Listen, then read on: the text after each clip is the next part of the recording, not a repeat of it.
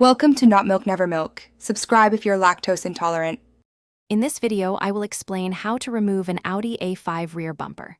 First, gather your essential tools. You'll need a Torx bit set, a flathead screwdriver, and a trim removal tool. Also, prepare a socket wrench with various sizes to handle different fasteners.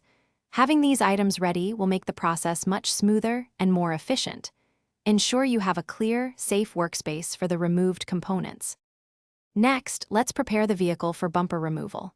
Begin by opening the trunk and carefully removing the floor cover to access hidden fasteners. Then, locate and remove the screws securing the taillights. Gently disconnect their wiring harnesses before setting the lights aside. Finally, remove any trunk trim panels that might obstruct access to the bumper's mounting points. This preparation is key. Now, we'll focus on detaching the bumper itself. Start by removing the screws located within the wheel well liners on both sides.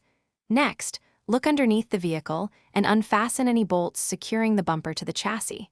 Carefully release the clips along the sides where the bumper meets the body.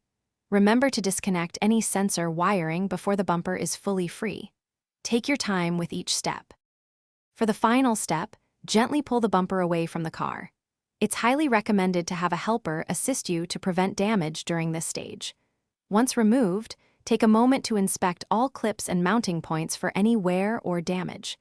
Reinstallation is essentially the reverse process of removal, ensuring all fasteners and connections are secure. Patience makes this task much easier. Thanks for watching. If this was helpful, leave a like and consider subscribing. See you next time.